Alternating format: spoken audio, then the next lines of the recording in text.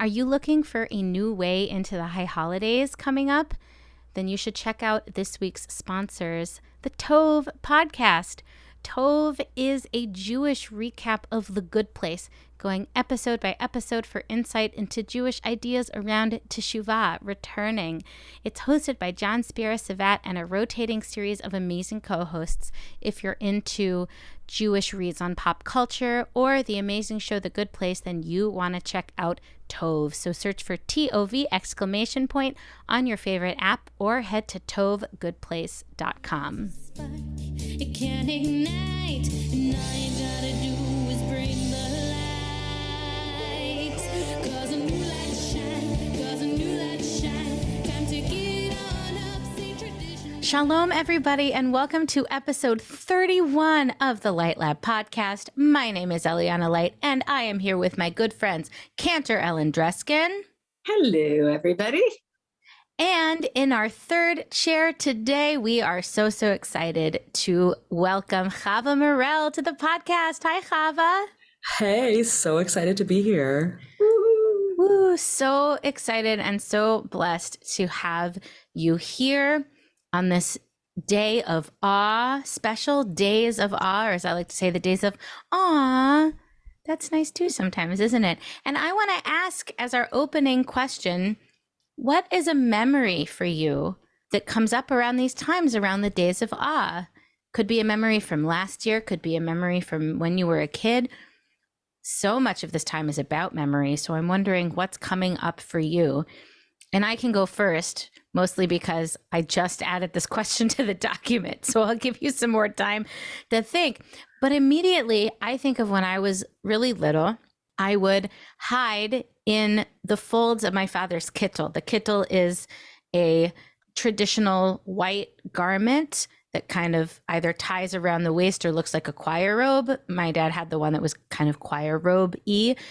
And the cantor and the rabbi would wear them, and they would do a recessional at the end of every service where they would walk out and stand in the lobby to Adon Olam or Yigdal, depending if it was the morning or the evening, and the entire congregation would come out and shake their hands.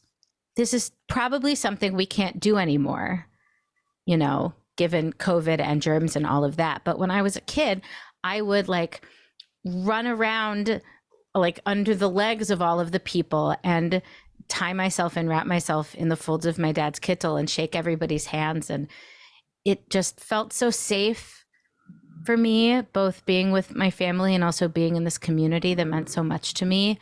And in times where I don't feel that safety, or as my relationship with my father changed over the course of my life, I always go back to that memory. You know, we say Avinu Malkeinu, we call God our Father, our ruler, and sometimes that image doesn't make sense to me with the way that I see my relationship to the divine, but sometimes God as Father is me hiding in the folds of that kittel and feeling safe. So that's where my mind went today. Ellen, where does your mind go? Wow. I have a huge memory. It is the memory for me. And that also has to do with those that came before us. It's Kol Nidre. I'm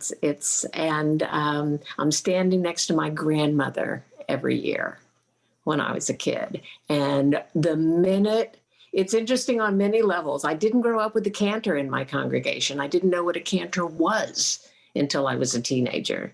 So I only heard in my early childhood memories, only heard Kol Nidre played on cello with organ and without somebody on the bima singing it.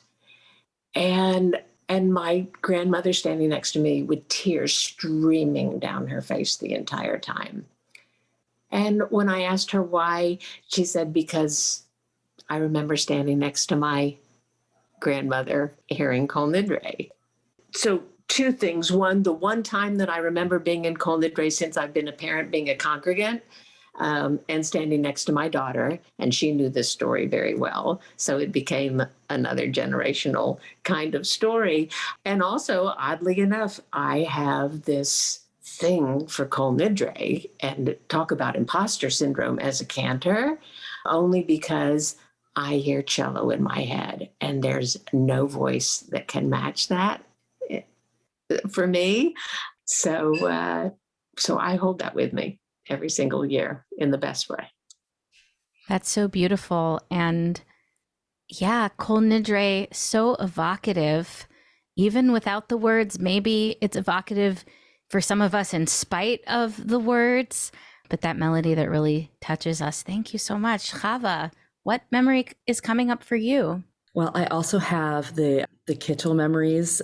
My dad was also a rabbi in the congregation, and they had to wear robes for every service. So not just high holidays, they wore black robes on the regular Shabbatot and then white robes on the holidays. And I remember saying to my friend, my dad is the one in the dress. But my really strongest memories from the Chagim was my mom was the soloist with the choir. And so she would sing a couple solos. And one of them was Shalom Rav by Steinberg. And the choir would sing it, but she would do the solo part. And at the very end, Sefer Chaim, they have an extra verse that's just, an insert for the Chagim. And at the end, she sings the Chatima, and she would take it up an octave. She would say, Oseh HaShalom. And it was the most beautiful sound I've ever heard in my life, and I'll never forget it. And I know there are a lot of other people that feel the same way. Another beautiful musical memory. Thank you. I also have memories of my booby in the High Holiday Choir. I got to be in the choir a couple years after she passed, and I still have her choir binder. We were both sopranos. I think actually she might have been an alto, but we sang the same parts, and something about it coming back. We're talking about the Days of Awe today because we are going to be looking at Psalm 27. Psalms for the Days of Awe, Psalm for the penitential season, however it is put in your prayer book. It is the prayer that takes us from Elul all the way through Yom Kippur, and some congregations all the way through Simchat Torah, that bookends the entire journey that we are going on. And before we zero in on just one line and take a really deep dive, I'd love to talk with y'all about the Psalm as a whole and why it's meant for us, why it's been chosen for us for these particular days. Ellen, what do you think? Well, one thing I love about Elul is studying and reading about just the month of Elul, all told, and this Psalm is prominent, of course. I've read so much interesting stuff this year. In particular, the Psalm opens with this line, Adonai Ori v'yish'i, that Adonai is my light and my salvation. And I found out that our commentators, our scholars from the past identify with Ori, with my light as Rosh Hashanah, and Yish'i, the sense of forgiveness and salvation, to Yom Kippur. And later in the Psalm, it says something about the Sukkah. And so it's perhaps from these kinds of references that we get the tradition that you mentioned of beginning to read this psalm as we approach the High Holy Days, but also taking it all the way through the end of Sukkot. And in Torah times, it's considered that this is the time of year when we've messed up because of the golden calf. And Moses is the second time now up at the top of Mount Sinai, pleading for forgiveness on our behalf. So it seems like an opportune time to come to this. Can I please just get close to God? Can I please just make up for my mistakes now? Yeah, over the years, it's just become this psalm. It's custom. It's not halakha, right? It's custom to read the psalm, but there's so many references to the season and to that turning.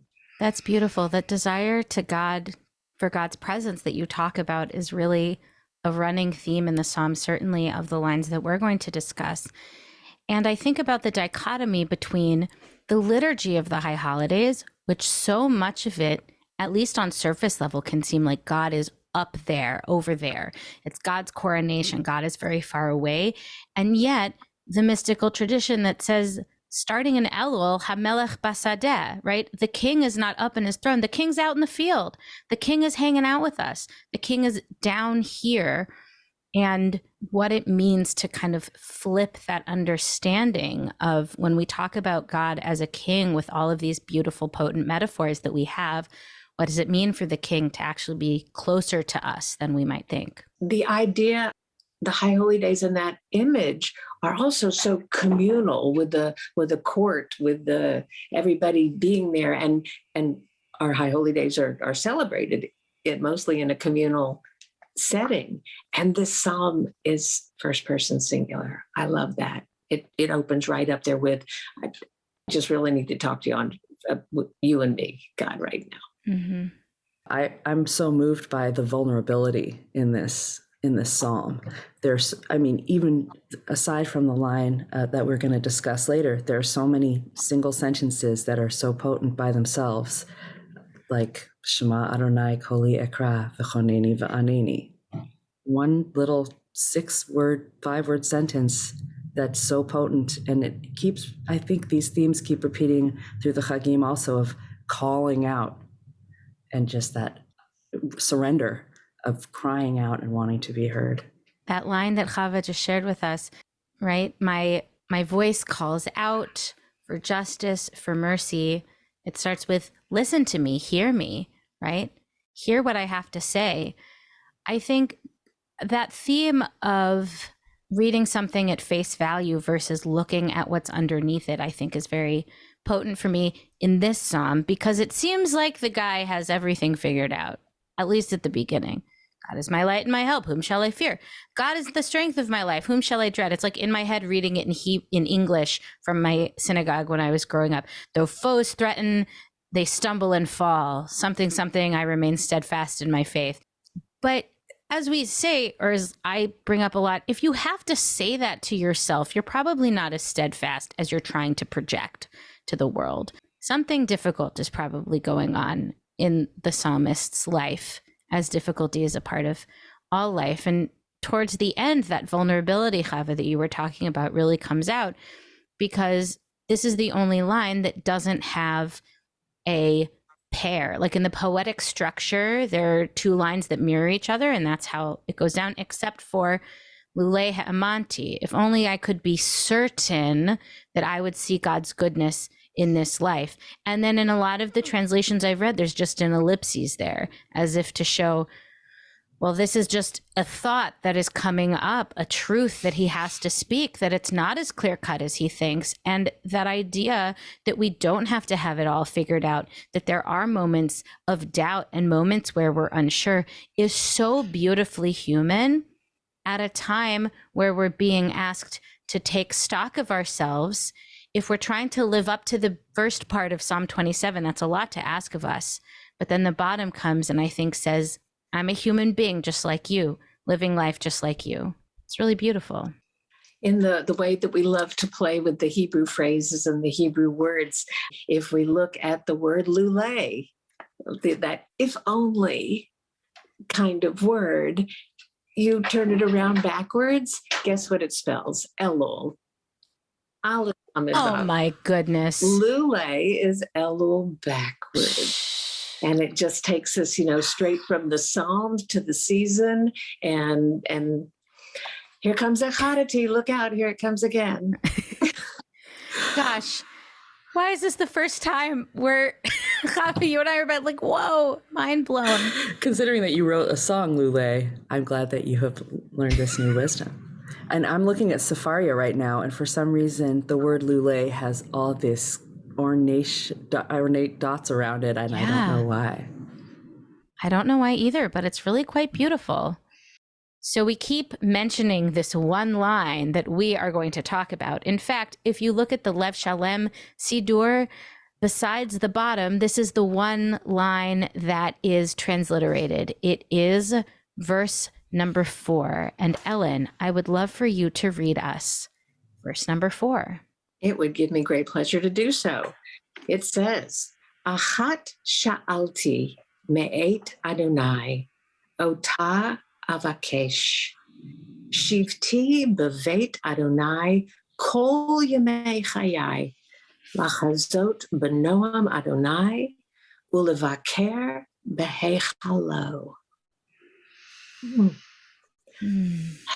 It is this one line. Eliana, I know that you listen very carefully for the sound of the Hebrew language and just the Hebrew itself, even before we translate. Are you hearing things in the Hebrew recitation of it?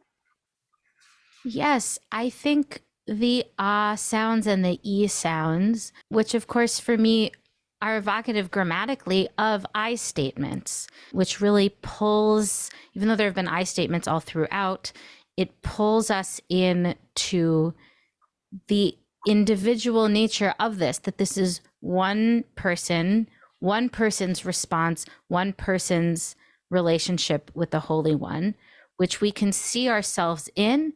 And it might also inspire us to have our own personal relationships. Beautiful. Should we listen to a translation or two? Yeah. Okay, my translation comes from Rabbi Richard Levy, and he translates this verse. One thing, you hear that, Achat. One thing have I sought from Adonai, how I long for it, that I may live in the house of Adonai all the days of my life, that I may look upon the sweetness of Adonai and spend time in the palace. I really like that translation. I like it very much. There's just the word sought and longing. I find so beautiful.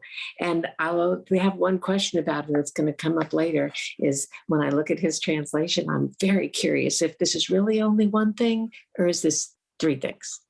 But we'll come back to that perhaps. I'm looking at a translation from Rabbi Jill Hammer. This one says, "One thing I ask of the divine, one thing I seek. May I dwell in the house of the infinite every day of my life, that I may gaze on the beauty of the presence and linger in the holy place." That gaze upon the beauty of the presence. It's just... Yeah, it's powerful. And I'm thinking also of the fact that, of course, well, maybe not of course, but I'll tell you, listener, is that God's name is spelled out Yod He Vav He in the Hebrew, the unpronounceable name of God. Is there a difference between saying one thing I ask of Adonai, my Lord, versus one thing I ask of Hashem, the name, or Havaya, all that is, or one thing I ask of the infinite or the ineffable or of the divine? I think because this is such a personal thing, we can think for ourselves, how does it change when we bring in those different nicknames for the divine here? Chava, I know that we're going to talk in more detail about your composition later on, but in particular, I have heard you use different God names as you share the song with others, share your setting of the psalm with others. Can you say just a little bit about that part of it now, about what it feels like for you to sing those different names in the context of your composition? Absolutely. I like alternating between names, and some composers like to find the God name that they think resonates for the entire text and stick with that. But personally, I like to kind of alternate through, partially because the Siddur says Adonai, and so when people are joining, I want them to at least have the lyrics in front of them for part of the song, even if I switch it up later on. But when I use the word Havaya, what I'm referring to for myself is just the being, like being in presence or the awareness of now. And so that's kind of the face of God that I'm looking for when I'm asking this question, is the ability to be in this moment. And so that's when I say Havaya. And sometimes I end to gaze upon the beauty with the word Shekhinah. So to gaze upon the beauty of Shekhinah, to me, Shekhinah is like a gracious presence. And so Shekhinah is the beauty of existence. And so that's why I like to use that euphemism in that context. That's beautiful. Shekhinah being the presence of God that is the closest to us, that dwells around us and among us. And that idea of dwelling, of sitting, comes up so many times, even just in this one line. As I said before, this really shows us the parallelism that we see all throughout the song, right? One thing I ask, this one thing is my request, which is almost to say that when it says Shifti bevet Havaya kol yemei chayai, that I may dwell or sit in the house of the Holy One all the days of my life, we can imagine the third part, at least now I'm thinking about it for me, to say, well, what does it mean? What does it mean to dwell in the house of the Holy One? It means lachazot b'noam Adonai, to perceive, or even in modern Hebrew, I looked it up on Google Translate, as I often do, to visualize or to foresee the beauty of the Holy One. So even if you're in a predicament where you cannot, where it is harder to feel the beauty of all that is, to know that you have the power in your own mind and body to predict it, to visualize it, to see it coming, that can be very powerful. Ulavaker behechalo, and to visit. I love the idea to linger, to stay a little longer in the holy place, to make wherever, this could be a little recipe for how to make wherever you are the house of the Holy One. It always strikes me that it's kind of an if then, like if I'm able to be present, then all of the beauty that is already there will open up to me. So that, and when I see linger, it reminds me of savoring, which is like a practice of really taking in all of the goodness of the moment. We often kind of dig into difficulty, but we forget to savor the beauty. So I love that idea of lingering in it. It goes back a little bit also when you mentioned about stay, just one more day, can I stay? And we really do get to visit the palace. And we talked about reading this psalm all the way through the end of Sukkot. So then there's Simchat Torah, and then there's that last holiday, Shmini Atzeret, the 8th day of gathering, that has no other purpose than Larry Hoffman, who has been on the podcast with us previously, describes Shmini Atzeret as, for those of us who are musicians, oh, won't you stay just a little bit longer? And so it comes back to, I know everybody has to finish off the season and you have to live your lives.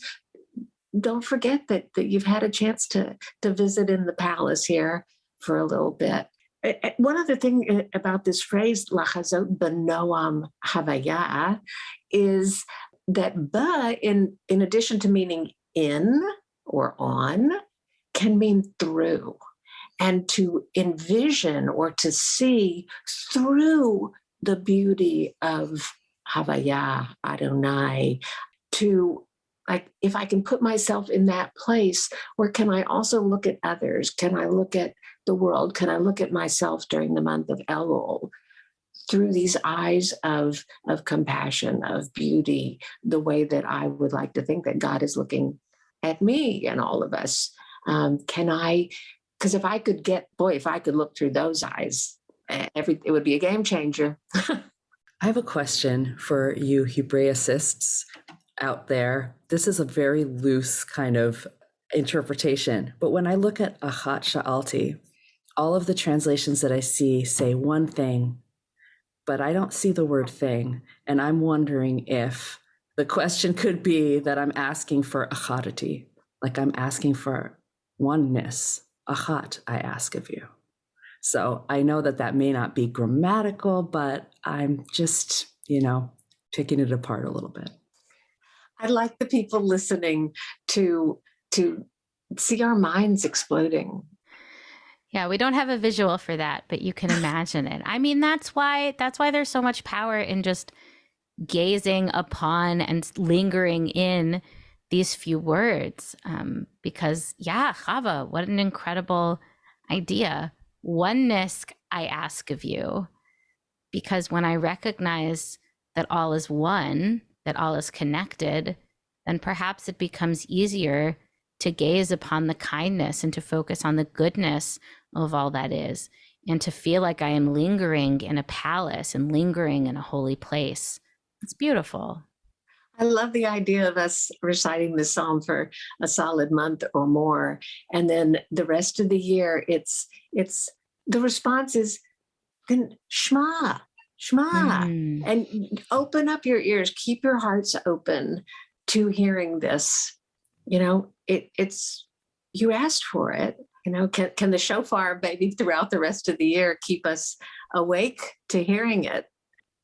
Yeah. The reverberations. I mean, they say that the gates of repentance close at Ne'ilah at the end of Yom Kippur, but actually they stay open longer. They stay open through Sukkot, but actually you have even more chances. They stay open through Simchat Torah, but actually they stay open through Hanukkah, really? So, and then by the time Hanukkah's over, we're already preparing for the next one because Jewish life goes in cycles and circles. So it's never too late, it's never too late.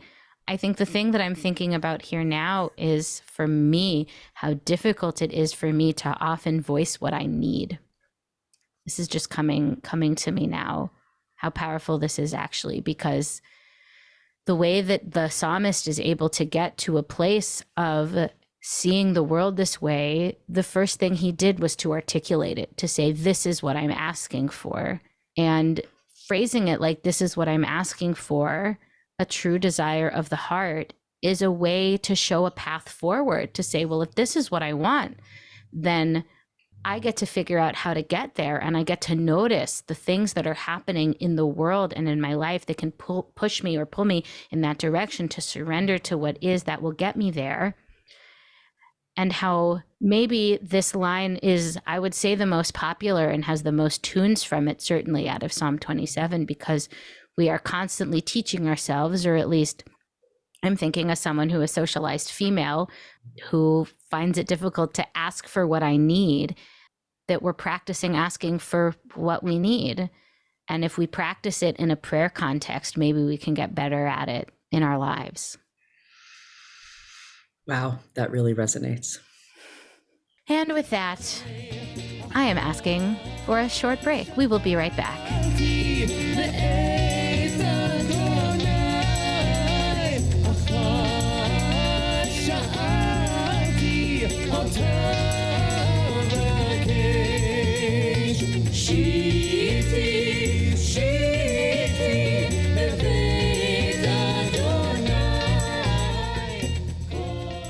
Welcome back, everyone. You just heard a little snippet of a beautiful melody for Achat Sha'alti by cantors Josh Goldberg and Jacqueline Raffi that I really love. It kind of is both upbeat and it has momentum, and it brings in that pleading, that asking idea. I also want to share the melody that I grew up with. And listeners, if any of you know the attribution for this, you can let me know, because this is the one that we sang in day school. Achat Sha'alti me'et Hashem, ota avakesh. Achat Sha'alti me'et Hashem. I'm doing a little dance. Ota avakesh. Shifty, shifty, shifty. Woo, shifty b'veit Hashem. Ellen, do you not know this one? Kol yemei chayai, kol yemei chayai, shifty.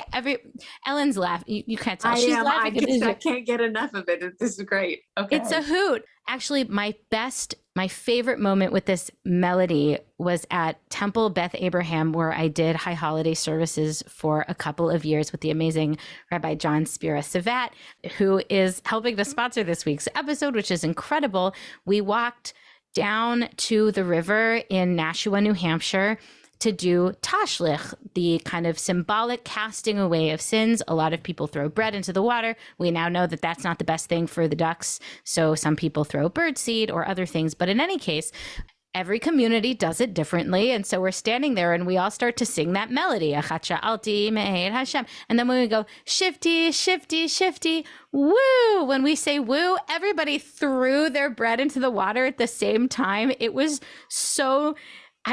it was so surprising. I just burst out laughing. I'm like, this is incredible. And we did it again. Shifty, shifty, shifty. Woo! 100 pieces of bread arc at the same time into the river.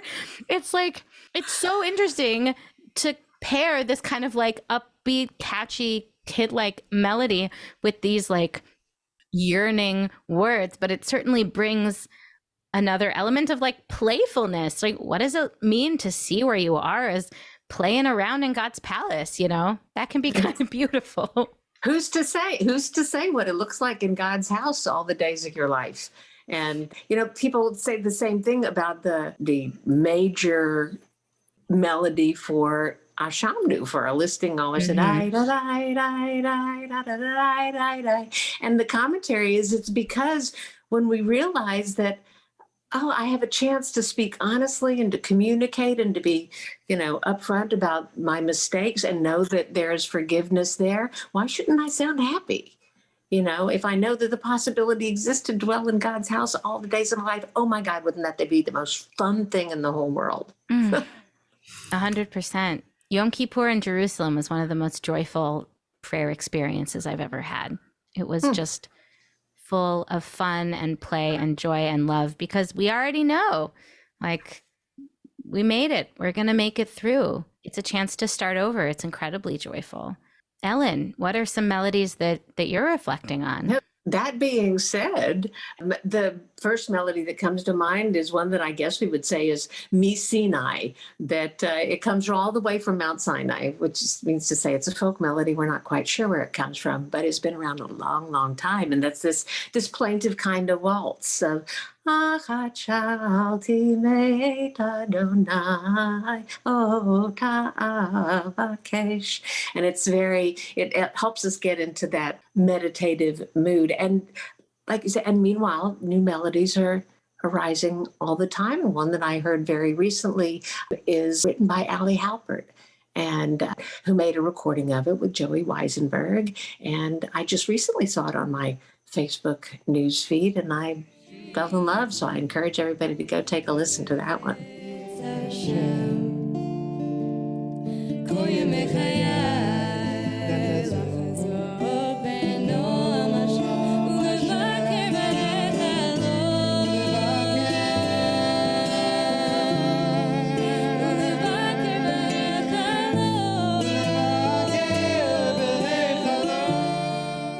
Absolutely beautiful.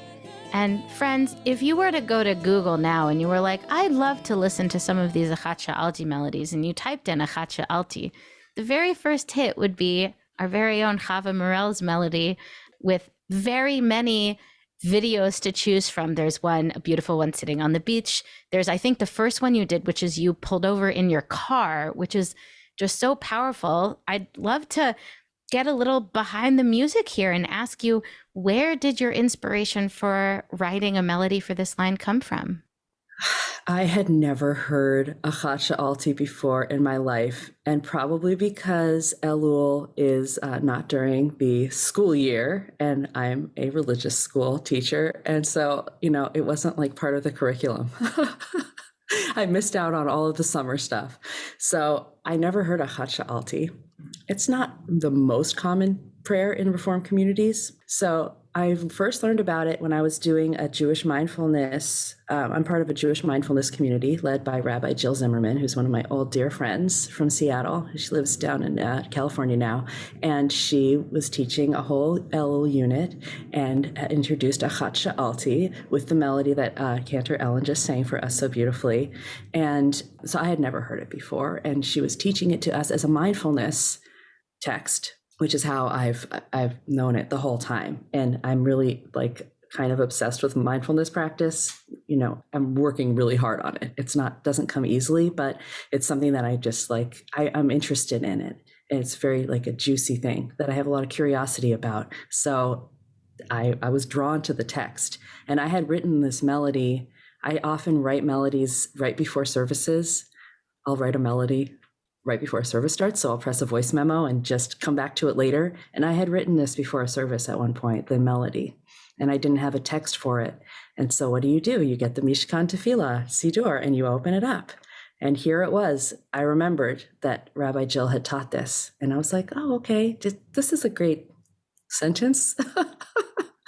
And I fit it to the melody. I didn't understand that it said Shivti. I thought it said Shiviti because I was familiar with Shiviti, which is a different psalm. And so in my mind, I turned it into a different word. And so I had to go back and revise it because I was singing the wrong thing. And smart friends very graciously informed me that I was pronouncing it wrong. But, you know, this is just to say that I really wasn't familiar with this text at all. And writing the tune, the melody for it, kind of got me into it for the first time. So it's been a cool journey. And I feel really honored that I get to be associated with this beautiful text. Well, we spoke about the God language earlier on. And it also speaks, I guess, to your choice of using both the Hebrew and English as well, which makes it quite accessible to a number of people. At that time, this was around 2017, I was really intent on writing melodies that included Hebrew and English because I felt like they were really useful for the congregations that I was serving at the time. And so it was a mission that I wanted to find texts and figure out a way to say it in English that resonated for me. The other thing that I'll say about this, I don't usually write songs that start on the one chord, like the chord that the key is in, and then come right back to that one chord immediately. I usually stay off of that because I like tension, but this one is different. It's like, stay here. Don't go looking for exciting things. Just be where you are. And so that's like the chord progression tells me that. And that's part of the message of the song for me. I definitely feel that sense of coming home every time. I'm wondering for you, are there other pieces of the melody or the way the song fits together that inform a particular understanding or bring about a particular understanding of the words? Yes, I'm so glad you asked that. So this song has a little bit of syncopation in it.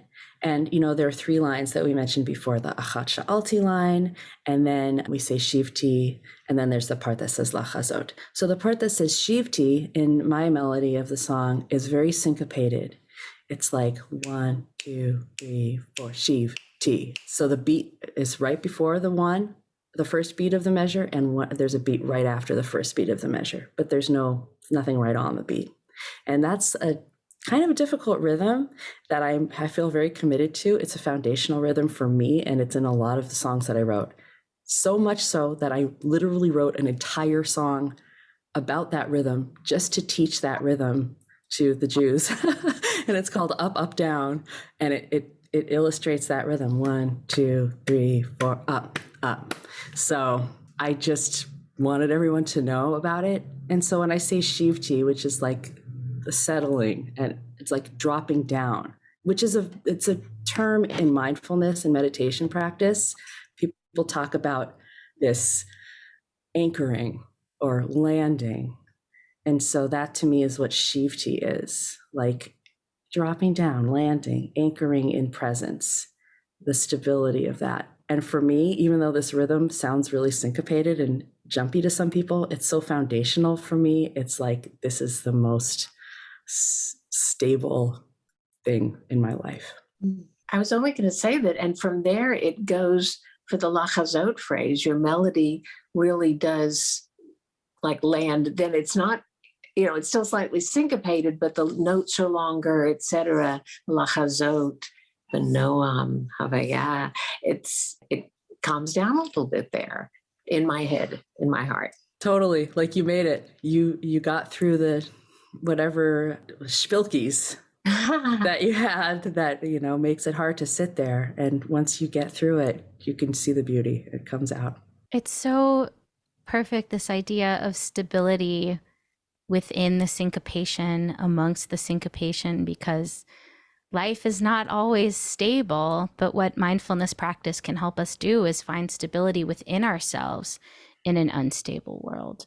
And you bringing in your own experience, your own musical identity and background in the syncopation of that lines also teaches us that, like, syncopation happens. It's not always going to be as straightforward as you thought, but that's what brings the interest to our lives. And that's what helps us learn to cultivate that steadiness within ourselves. And just on that same topic, when I'm saying Baveit Havaya or Baveit Adonai, for me, that has to do with being in my body, like being present having an embodied experience. like the body is the holy temple. And I see that in a lot of Psalms, like Ashrei Yoshvei Veitecha, the contentment of just being in the seat of awareness. So this is the language that I really enjoy. Mhm. And knowing that, perhaps that achatity that we've spoken about is also that dwelling in my palace, in my house, in my body. And, it is first person singular. Can I know that wherever I am and how I inhabit this body is also being in the house of Havaya all the days of my life, because this is where I am all the days of my life, is in this body.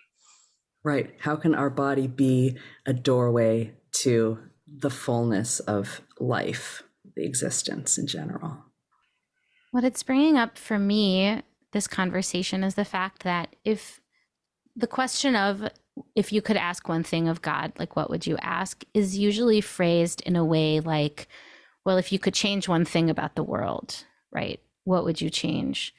When in fact, that's not the function of this here. It is about what can I change about my perspective and the way that I move through the world. We each have different ideas about what God's power in the world means and what God has the power to do separate from us. But I think the fact that you're bringing such a gentleness to this, it's to say, well, actually, what we're asking is help with what we can do and what we are able to do. And I think putting part of the song in the English also does that, because it can be very easy to hear Hebrew, especially like me, who is not a fluent Hebrew speaker.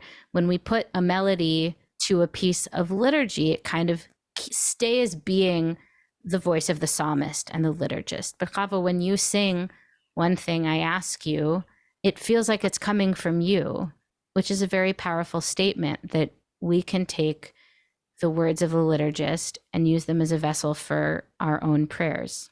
I have to say, I just realized that the most moving part of this whole text for me, and the part that I brought the most moving melody part to, is the Kol Yomei Chayai. And it's just that practice of keep trying every day, and you're never going to get there.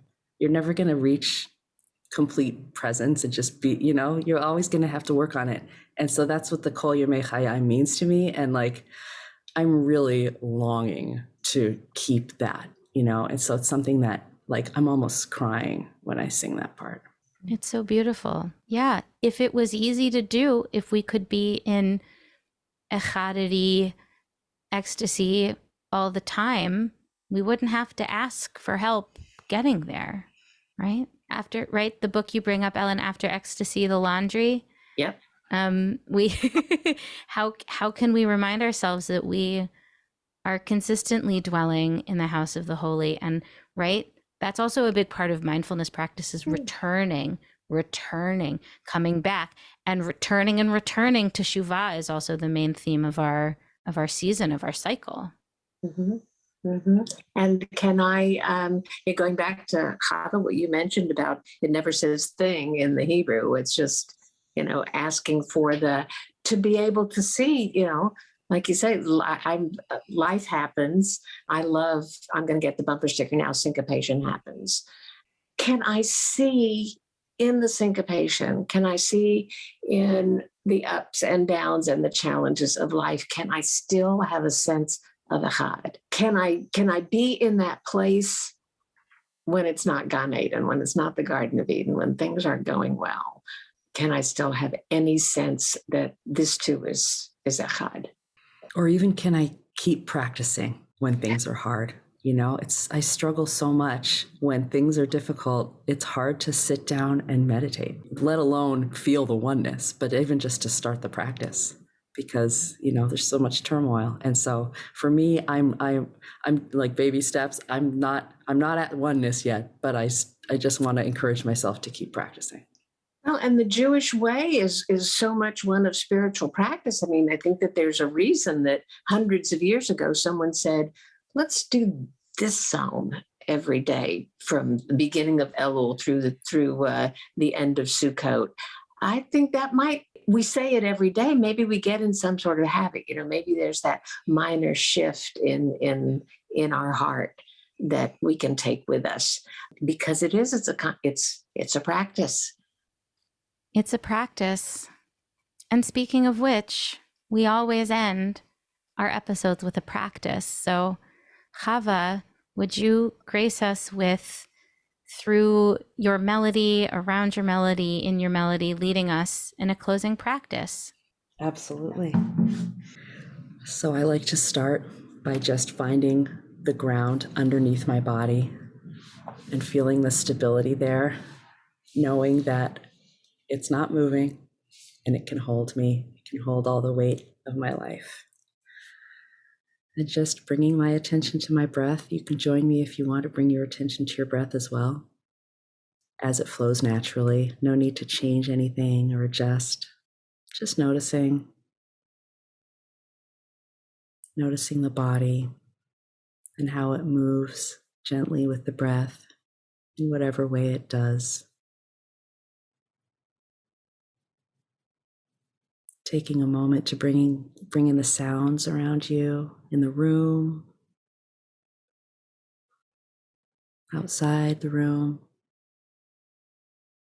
sounds coming from your own body. And from this place of presence, we can ask to stay in presence.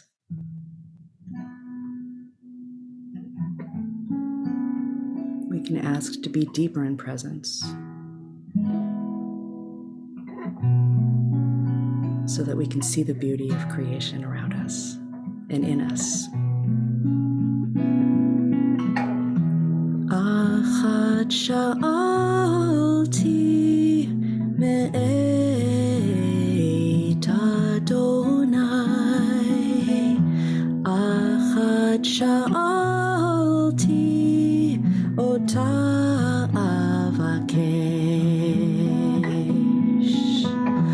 Achat sha'alti me'et havaya.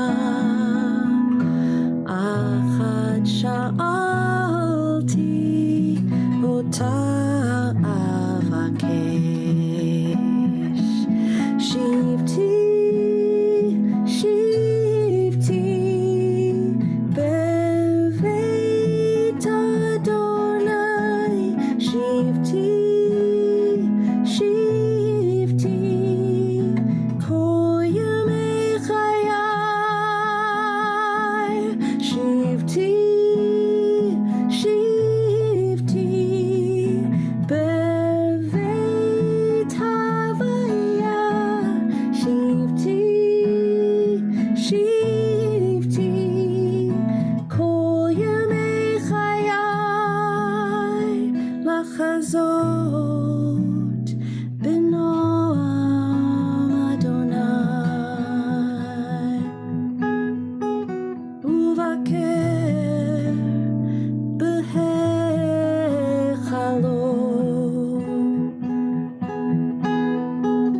Lachazot b'noam havaya. To gaze upon the beauty of Shekhinah.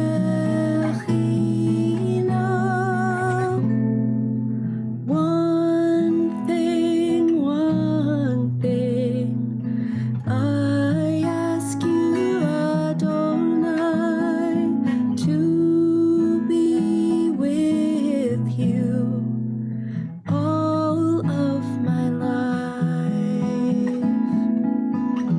Achat sha'alti me'et Adonai. Achat sha'alti ota avakesh.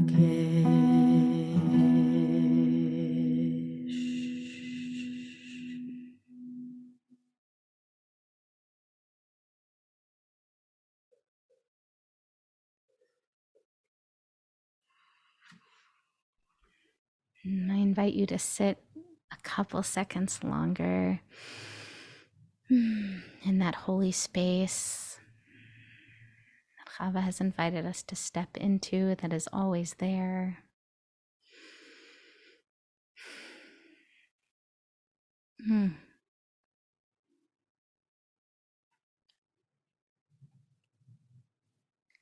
I so don't want to leave that place, but the good thing is it is always there for us when we need it. Wow, wow, wow.